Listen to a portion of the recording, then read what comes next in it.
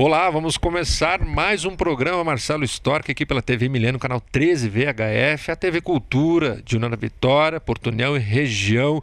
Nesta semana, hoje, dia 19 de abril de 2013, eu concluo uma reportagem, olha, posso dizer, desses 8 anos que eu milito aqui na nossa TV Milênio, uma das mais marcantes, com certeza, por todos os aspectos. Primeiro, por estar ao lado, ter a oportunidade de estar ao lado de umas pessoas mais importantes da nossa história local.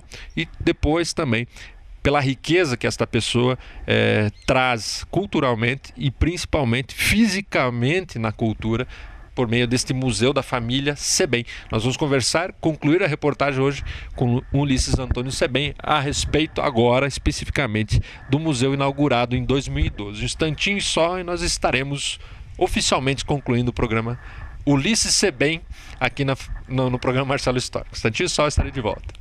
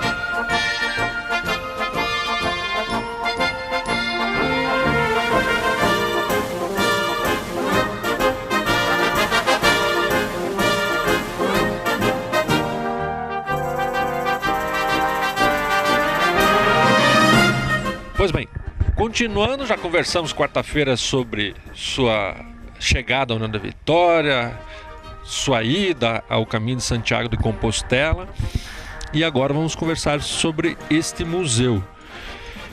Na sua ideia, na sua vontade, quando surgiu essa missão de construir um museu? Olha, para começar bem a história, eu diria que sempre tive a vontade, assim, e o capricho, né, de guardar as coisas antigas. Guardar as coisas da época, etc. Cadernos, por exemplo, de 1945, quando eu comecei a estudar. E então, sempre tive vontade de ter um local, um lugar onde pudesse guardar essas coisas antigas. E já tinha muitas guardadas, e empilhadas, né? Mas eu tentei por várias vezes comprar a casa onde eu nasci, no Rio Grande do Sul, mas não consegui. O atual proprietário, que não é da família mais, não quis vender. Serve de paiol, na verdade, lá. É pena. Então não conseguimos. Mas um determinado momento, no início do ano passado, há um ano atrás, pouco mais, um dos filhos, o João Estevão, esteve em Bituruna, no interior de Bituruna, o trabalho dele. Ele é médico veterinário, e viu uma casa muito semelhante, igual a que nós tínhamos, ou que nós temos lá no Rio Grande do Sul, onde eu nasci. Aí ele chegou em casa e me disse para mim: pai, tem uma casa lá em Bituruna, igualzinha àquela que o senhor nasceu lá no Rio Grande, que ele conhecia, né? O filho conhecia. Aliás, tentou comprar também, e não conseguiu. Aí fomos, no dia seguinte, 2 dias depois, já fomos lá. E acabamos comprando esta casa, onde nós estamos agora. Que é igualzinha à casa onde eu nasci. Aí arrumamos um carpinteiro de lá mesmo, de Bituruna. Bom, ele e o filho dele desmancharam a casa lá com capricho, com cuidado, trouxeram aqui, montaram. Em questão de 20 dias, pouco mais, estava pronta a casa do museu, do futuro museu. Olha só, gente, é fabuloso. Desejar parabéns também ao carpinteiro, porque o trabalho dele está nota 10. Bom, como o senhor disse, o senhor já preservava, desde caderno, os objetos, guardava com esse intuito, conseguiu construir o museu e armazenar aqui essas peças. Vamos começar pelo andar de baixo, onde nós já visitamos e temos imagens já gravadas. O Donovan já vai começar a expor para vocês aqui. Nós estamos aqui embaixo e estamos vendo essa parte das tinas ali. Nós temos os barris e as tinas. Veio junto com a casa? Como é que é a história dessas peças? Essas vieram junto com a casa, aqui de Bituruna mesmo. Mas, por quê? Porque também lá no Rio Grande do Sul, onde eu nasci, tem a mesma coisa. Como não houve possibilidade de comprar e nem de trazer de lá, portanto, acabamos comprando aqui. Mas é interessante que é um conjunto, são 4 peças, que é o essencial para se fazer vinho. Aliás, o proprietário da casa, ele fazia vinho para o gasto e vendia alguma coisa também, é claro, com estas peças. Então lá está a tina, onde colocavam a uva e pisavam para moer a uva, depois passava para bordolesa, e chama lá em italiano, para fermentar e depois mais tarde para pipa, o vinho, né? Uma das pipas, depois para a segunda já limpo, né? O vinho pronto para ser consumido. A pipa menor é onde fazia o descanso para separar já ele para ir para o maior. Passava para outra maior para o... Ou ao contrário também, não sei bem isso, viu? Mas do lado tem uma mesa já com algumas garrafas de vinho, também tem uma curiosidade bem grande, uma mesa em embuia já do lado. Essa mesa de embuia é um tampo de embuia, não é? Vocês podem perceber que é grosso, deve ter uns 7, 8 centímetros de grossura, e é uma peça só de embuia. Isso é coisa muito rara, hoje é difícil de encontrar. Ela tem 1 metro por 1 metro mais ou menos, o tamanho, né? E estava jogada, estava debaixo da casa lá em Bituruna, um pouco podre já nos cantos. Mas quando eu vi essa peça, eu disse para a proprietária atual da casa, ela que era a proprietária, né, da casa, olha, essas madeiras aqui, eu quero muito que você me mande junto quando desmancharem a casa. Não fica não joga, não deixa jogado aqui não. O ouro está aqui. Né? O ouro está aqui. Uma peça dessas, olha, história que eu não quero avaliar nada, mas eu acho que R$2.000 no mínimo custa esse pedaço de madeira. Além da história dela mesma, né, dessa própria peça. Da história. Temos também as cangas, eu acho que é canga, mas o senhor falou outro nome em italiano, só para lembrar, né? A família ser bem de origem italiana, né? Não, mas é português mesmo, cangalha. Cangalha, porque a canga é para pôr em cima dos bois, 2 bois. A dupla de bois, a parelha de bois coloca canga. E essas aí são cangalha. Cangalha era para pôr no lombo da mula, para buscar milho na roça, puxar produtos, né? E por falar em roça, tem uma peça ali que era amarrada essa eu não sei o nome mesmo, que eu não sou muito tanto do interior. Não tive o prazer que o seu Ulisses teve de viver tudo isso ali, que é o arado, né? Eu acho que é o arado. A peça do arado, Só está a parte de ferro, que era a pá do arado. Porque o restante todo do arado era feito de madeira. De madeira. Então, só consegui essa peça por enquanto. Vamos ver se a gente consegue fazer o restante do arado também de madeira, né? Lógico que tem N peças lá embaixo, mas dado o espaço aqui e também dado a minha ideia de causar curiosidade em você, acadêmico, em você, pessoa que curte essa genialidade de preservar o passado, vir aqui, como eu disse anteriormente, de uma forma organizada, com a autorização da família, conhecer. Olha, tem que vir para conhecer mesmo, que é lindo. Então eu vou subir, vou já chegar nesse segundo andar onde nós estamos gravando aí, vocês estão vendo. Esqueci alguma coisa? Não, eu só queria acrescentar o seguinte, lá embaixo tem uma peça que também não é conhecida praticamente, que é a bancada.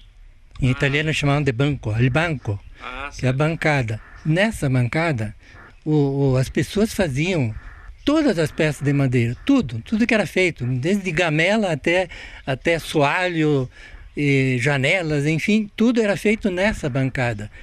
E as ferramentas estão no outro andar, né? Mas a bancada está lá embaixo, é muito pesada, né? Certo. Agora, cerveja, talvez nós tenhamos chegado aí a um consenso do que conversávamos anteriormente no off, do porquê preservar.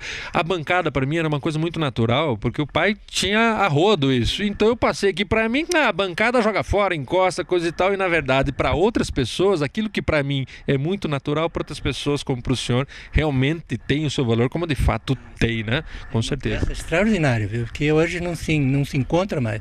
Ela pesa, olha, precisa 4 homens para levantar, porque é madeira grossa, né? E é madeira embuia, maciça, então é muito pesada. Com certeza, com certeza. É ó, puxão de orelha pro filho do marceneiro aqui, tá certo? Bom, e puxão de orelha também pro jornalista aqui, porque vamos ter que dar um break. Já vamos falar do segundo andar e do terceiro andar e assim encerrar o programa em homenagem à família Sebem, à família Ulisses Sebem. Um instantinho só, estarei de volta.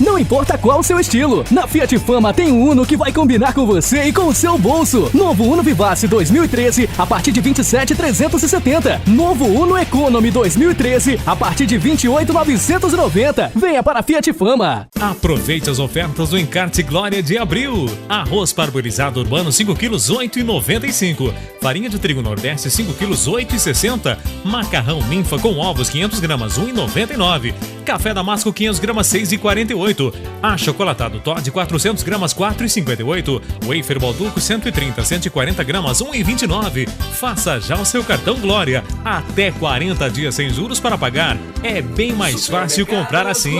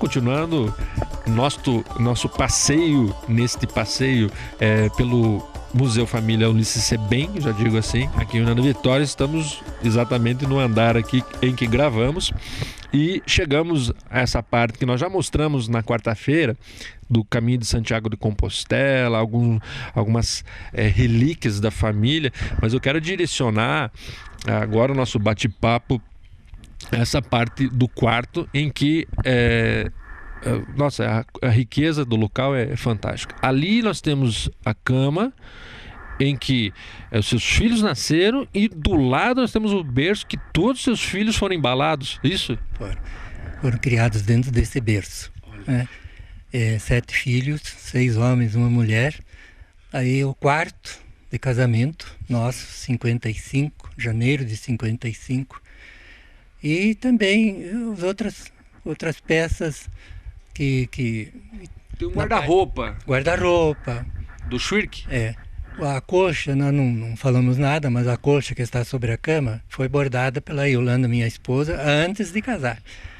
Já era um enxoval. Antes de casar, já fez parte do enxoval. Antes da bicicleta? Não. Depois da bicicleta? Um pouquinho depois da bicicleta. Para quem perdeu o programa de quarta-feira, eu contei aqui que o seu Ulisses e a dona Yolanda se conheceram exatamente quando a Yolanda atuava como vendedora Casa Estrela, isso?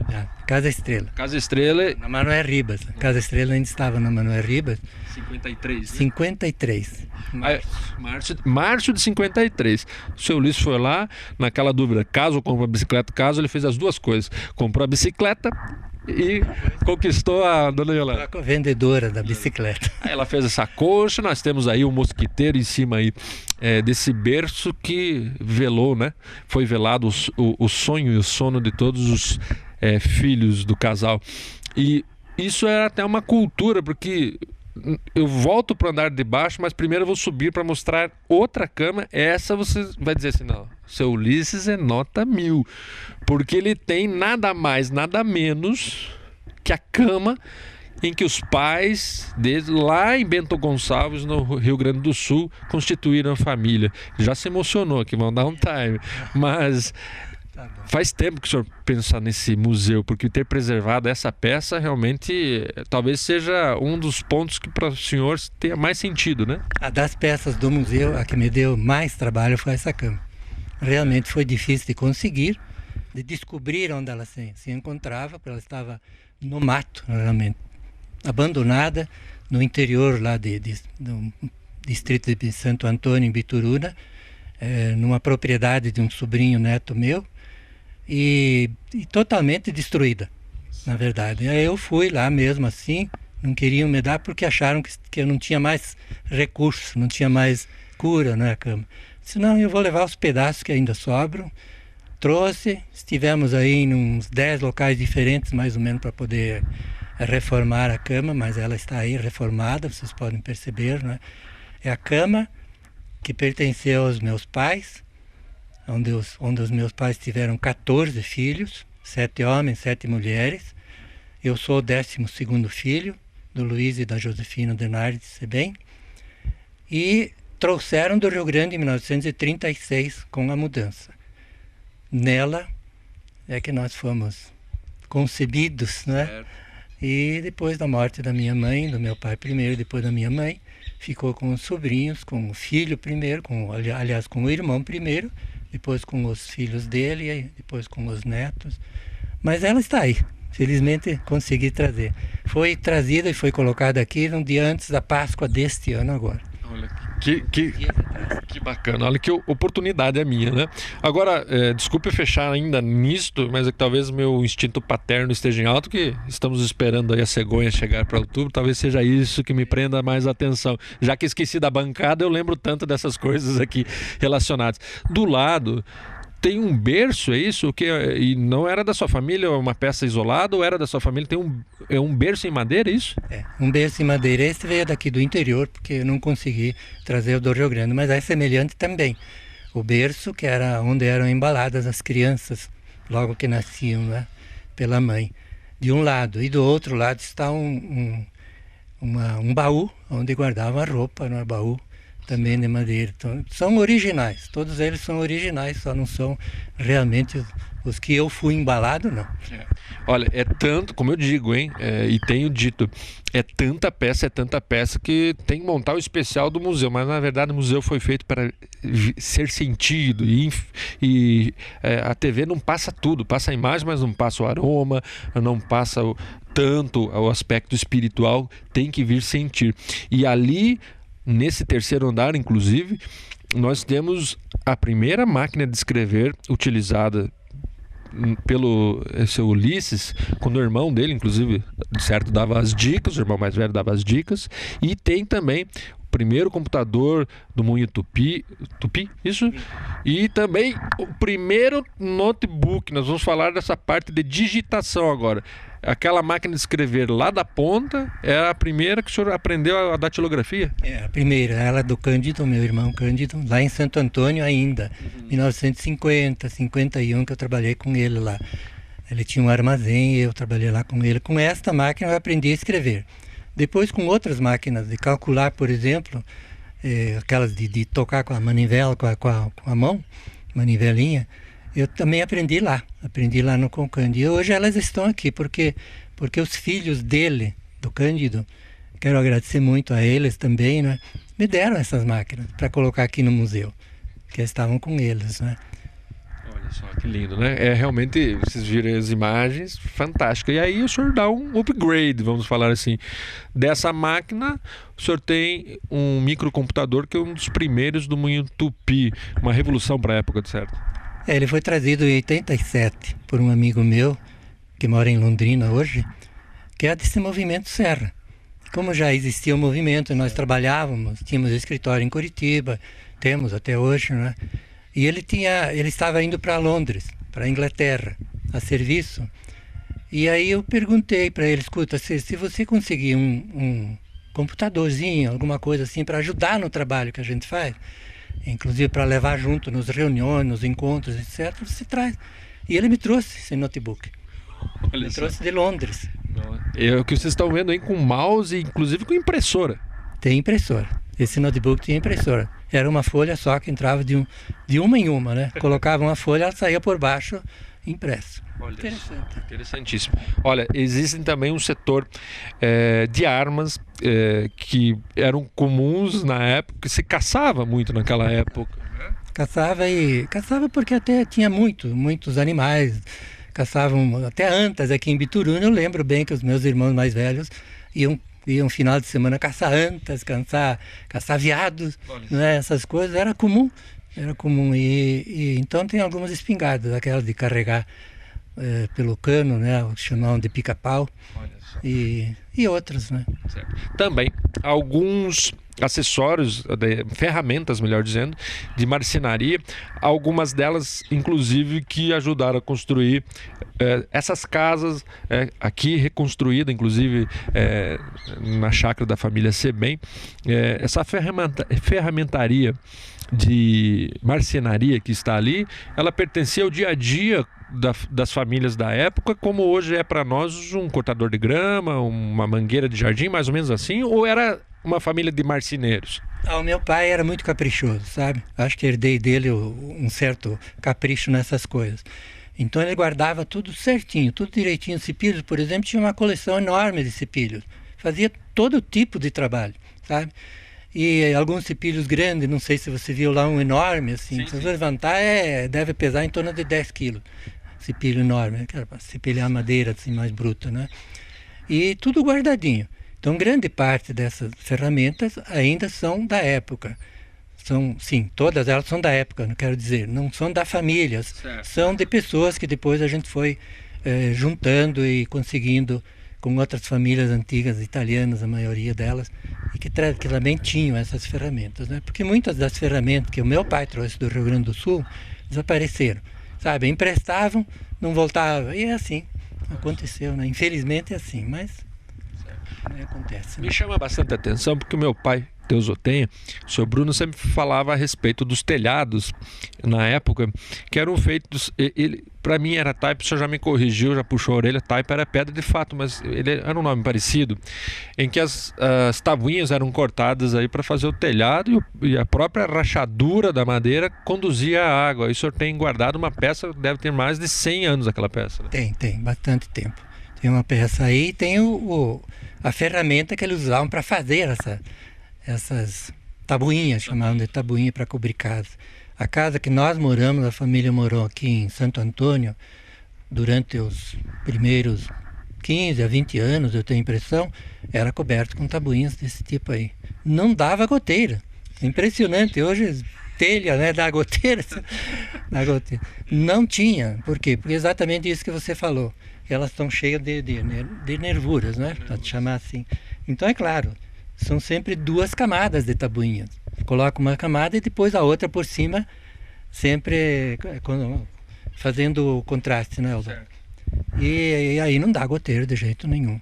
É impressionante e dura, viu? Porque eles só utilizavam o miolo do pinheiro, o cerne. E esse cerne dura 60, 80 anos, não sei, mas é mais ou menos isso. Bom, eu falei que nós desceríamos do terceiro para o segundo para falar da peça, talvez que eu considere principal desse museu, que é a que está aqui do meu lado, que é o senhor.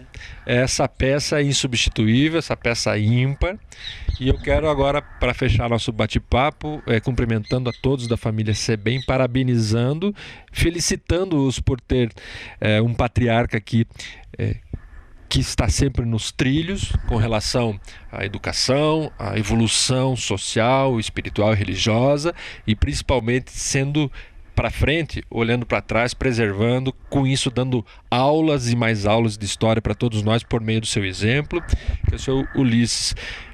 Entre o caminho de Santiago de Compostela e mais o seu caminho de vida, o senhor chega realizado aqui hoje? Perfeitamente, histórico. Me sinto realmente realizado, especialmente você tocou no assunto família. A Yolanda e eu nos preocupamos muito com a família, no sentido de manter as tradições, no sentido de fazer com que os filhos sejam pelo menos um pouco parecidos com os pais, principalmente com a mãe, que é a santa, viu? Esse local, inclusive, existe exatamente por causa da família. Nós compramos aqui esse pequeno recanto, construímos ali um salãozinho para a gente se encontrar nos domingos, finais de semana, uma casa para vir aqui passar alguns dias aqui de vez em quando, e este museu para lembrar todo o passado da família Sebem. E todos os netos, tem alguns que se destacam mais, é claro, mas todos os netos gostam disso aqui, eles vêm aqui, olham, dão sugestões, vamos fazer isso aqui, vamos trazer aquilo. De vez em quando alguns vêm com alguma coisinha para guardar no museu do vô, etc. Então realmente é um orgulho a gente ter isso aqui, sinceramente, viu? Como foi um orgulho conversar, poder matar um pouquinho numa vontade que eu sempre tive e não por questões da lógica da minha vida, da nossa família, é de sentar do lado do vovô e conversar um pouquinho sobre como era o passado, principalmente sentado num banco em que ele mesmo mandou produzir com a madeira que veio com essa casa. É sim poder celebrar a vida na sua essência, de sua forma mais pura, que é a simplicidade de sempre viver e seguir em frente. Muito obrigado, Ulisses, seu Ulisses, parabéns pela sua história e desculpe o pequeno espaço talvez, porque sua história não cabe num programa de TV, nem em 2 e nem num especial do ano todo. Então a história só cabe no coração das pessoas de Porto União da Vitória, em que eu repito, fecho aqui. Senhores vereadores, vamos fazer justiça às pessoas que fizeram na Vitória, Porto União ser o que são. Eu só queria dizer obrigado, Histórico, a você e à TV Milênio pelo momento, essa oportunidade. É um orgulho, uma satisfação, uma honra, é uma conquista para o meu programa. Obrigado. Muito obrigado. Gente, então, dito e mostrado tudo isso, eu fico por aqui. Convido vocês para o programa de quarta-feira, às 22 horas. Lembrando que o de sexta-feira também é inédito, às 22h30, tá certo? Muito obrigado pela audiência, eu fico por aqui. Vocês fiquem com Deus e até a próxima. Tchau.